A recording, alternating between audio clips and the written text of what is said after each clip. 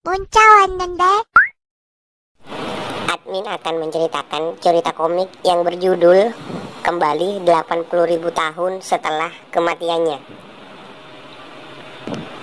Sebelum itu, dikarenakan admin baru dalam proyek ini, mohon bantuan teman-teman sekalian untuk mengisi di dalam kolom komentar saran dan kritik-kritik membangun untuk admin ke depannya. Cerita kita mulai. Yanceng terlihat ditandu oleh para penjaga untuk diantar pulang menuju rumahnya dikarenakan kondisi sebelumnya yang tiba-tiba terkapar tak sadarkan diri. Sembari memegang kepalanya, Ling Yuyao berkata, "Murid yang masih di tingkat 2 ya? Dan usianya sekarang sudah 18 tahun. Apakah pihak sekolah tidak memperhatikan dia? Ini membuatku sedikit pusing. Dan apakah pihak sekolah juga dengan sengaja membiarkan dia terlihat buruk?" Yanceng yang ditandu oleh para penjaga terlihat tersenyum sambil bergumam dalam hati, "Aku tidak menyangka bahwa sebagai maharaja terkuat, bisa-bisanya diriku mendapatkan penghinaan seperti ini." Jadi, si Yanceng ini memang sengaja berpura-pura pingsan di hadapan Ling Yuyao untuk melarikan diri dari masalah yang terjadi sebelumnya. Yanceng yang membuka kedua matanya di atas tandu dengan ekspresi wajah tidak bersalah. Sontak kejadian itu membuat penjaga yang membawa tandu terlihat kaget dong. Yanceng pun berlari kabur, meninggalkan kedua penjaga yang menganga kebingungan. Untuk sekarang, pertama-tama aku harus segera meningkatkan kekuatanku secepat mungkin, ujar Yanceng. Tibalah Yanceng di tempat toko obat. "Kekuatanku sekarang masih sangat lemah. Aku akan meningkatkan kekuatanku terlebih dahulu." Sambil berlari, Yanceng memasuki hampir semua toko obat yang ada di sana untuk membeli obat. Sekedar informasi, daftar obat yang diinginkan si Yanceng ini jelas merupakan pengetahuan dari kehidupan sebelumnya ya, saat menjadi maharaja terkuat. Akhirnya aku berhasil mengumpulkan dan membeli obat-obatan ini. Waktunya untuk pulang, ungkapnya sambil mengusap keringat yang keluar dari dahinya. Lalu segera pergi dengan tas besar berisi obat-obatan di punggungnya. Terlihat Yanceng yang sudah tiba di depan rumahnya. "Aku pulang." Sembari membuka pintu rumahnya, ayah Yanceng menyambut kedatangan anaknya sambil membersihkan lantai alias mengepel. Dengan keringat yang masih ada di wajahnya, ayahnya mengatakan, "Hei nak, apakah kamu tahu akan ada acara keluarga Liu Sheng dari Asosiasi Alkimia? Kita akan ikut berpartisipasi." "Oh, soal itu aku sudah mengetahuinya ya. Dan aku akan berlatih terlebih dahulu sebelum acara itu dimulai," ujar Yanceng sambil meninggalkan ayahnya dan bergegas masuk ke dalam kamarnya. Sambil memasang ekspresi wajah kebingungan, ayah Yanceng mengatakan, Apa kepala anak ini sudah terbentur benda tumpul? Kenapa sikapnya tiba-tiba berubah? Aneh sekali. Pulang ke rumah hanya untuk latihan. Lalu segera setelah memasuki kamarnya, tidak lupa Yanceng menutup pintu kamarnya rapat-rapat, dan Yanceng juga menutup jendelanya, berniat agar tak ada yang mengganggu latihannya. Jantung naga, teratai salju, dan jamur sejati. Obat herbal ini sangat umum, tapi aku rasa dengan ini sudah cukup. Sambil membuka tas yang berisi obat-obatan herbal yang sebelumnya Yanceng beli. Lalu Yanceng pun duduk menyilangkan kedua kakinya, mengkonsentrasikan pikirannya, dan dengan sedikit penekanan di perutnya, roh api terbakarlah. Tiba-tiba dari tangan Yanceng keluar kekuatan roh api berwarna biru sebesar genggaman tangannya. Senyum tipis terlihat di wajahnya. Yanceng bergumam dalam hati, "Dulu roh apiku bisa membakar sebuah hutan, dan sekarang hanya intinya saja yang bisa aku keluarkan." Dengan segera Yanceng mengambil bahan obat yang disiapkan, lalu memasukkan semuanya ke dalam roh api biru yang berada di tangan kanannya, dan mencampurkan semuanya menjadi satu.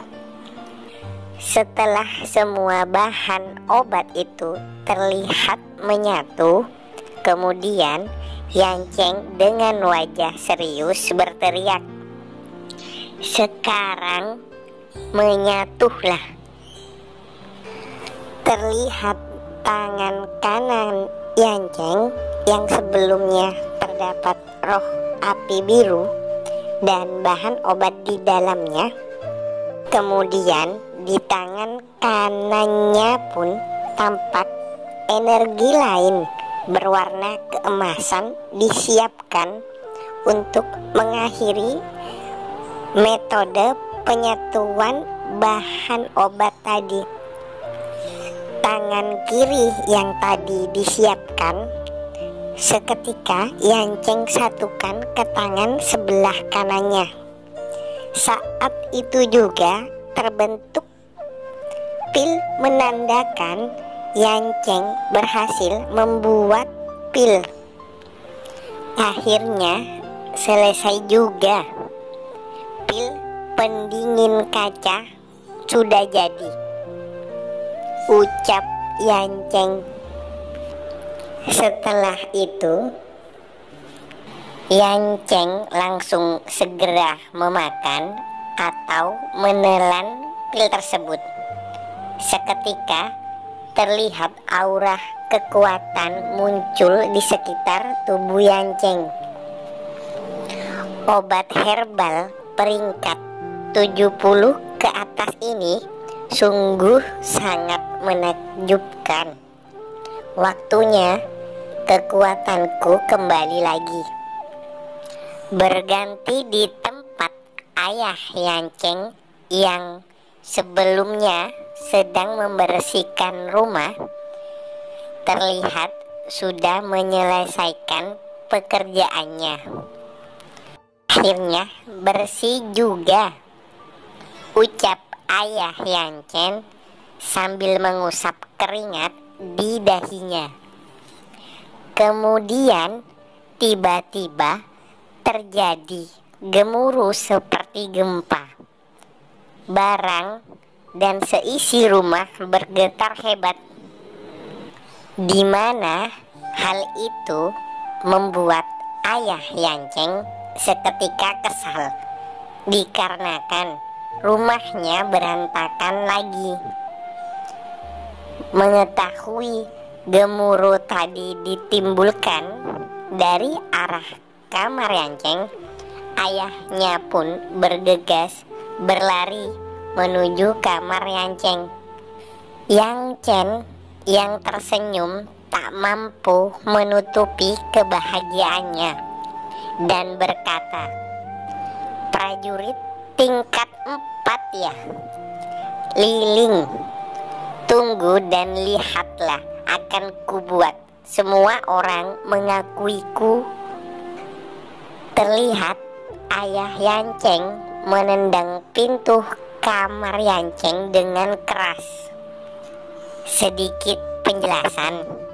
Jadi, sebelum sosok roh Maharaja terkuat memasuki dan menyatu dengan tubuh Yanceng, tubuh Yanceng ini diketahui mempunyai kekuatan yang berada di level prajurit tingkat 2. Lalu setelah roh Maharaja menyatu di tubuh Yanceng dan dengan bantuan pil yang dibuatnya, kini kekuatannya naik langsung 2 tingkat.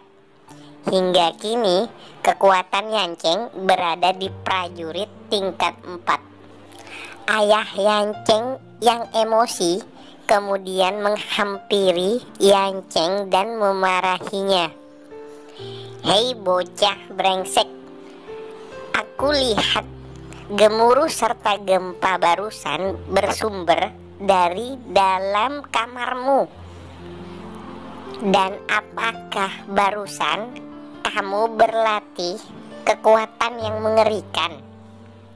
Dengan perasaan bersalah dan ekspresi wajah yang takut dimarahi oleh ayahnya, Yanceng pun menjawab, Maaf ayah, ada beberapa hal yang sulit untuk dikatakan.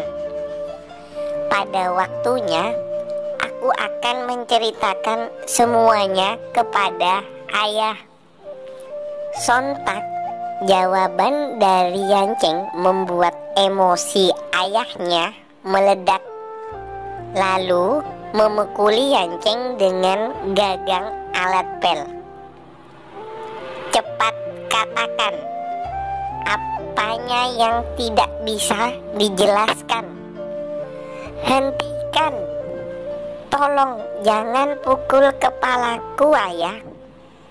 Imbu Yanceng yang merasa kesakitan hingga mengeluarkan sedikit air mata. Maharaja terkuat loh, dikeplak. Cerita berganti di acara keluarga Li Jiam, tepatnya di ruang makan keluarganya. Yanceng dan ayahnya tiba di acara tersebut. Terlihat para tamu undangan yang sudah datang sebelum Yanceng dan ayahnya tiba di sana. Kemudian Yanceng dan ayahnya berjalan di tengah kerumunan para tamu undangan mencari tempat untuk mereka berdua. Terdengar beberapa tamu undangan yang membicarakan Yanceng. "Apa kamu sudah mendengar kabarnya? Yanceng akan segera dikeluarkan dari sekolahnya. Ayahnya, Lang Dung, sudah mengirimnya ke Akademi Bintang, tetapi dia tidak belajar sama sekali di sekolahnya." Jadi, di sini diketahui ayah Yanceng bernama Lang Dungnya, Lang Dung. Yanceng yang mendengar percakapan itu menghentikan langkahnya dan menoleh ke arah orang-orang yang sedang menggosipkannya. Salah seorang wanita yang membicarakan Yang Chen menatap Yang Chen dengan pandangan rendah yang meremehkan. Dengan nada bicara yang tidak terdengar terlalu keras, wanita itu berkata, "Sampah tetaplah sampah. Tidak cocok untukmu tinggal di tempat yang bagus." Dengan wajah serius, Yang Chen pun menjawab, kamu akan melihatnya nanti jika saatnya sudah tiba." Tanpa Yang Chen sadari, ayahnya yang ada di sebelahnya ternyata juga mendengar pembicaraan itu. Dengan ekspresi marah sambil menggertakkan giginya, ayahnya berujar, "Mereka ini..." Sebelum ayahnya menyelesaikan perkataannya, Yang Chen menghentikannya. "Tolong hiraukan saja, ayah. Tidak perlu ayah ladeni." Lalu terdengar suara keras yang mengatakan, "Tuan Li," hingga Yang Chen dan ayahnya menoleh dan berbalik ke sumber suara itu.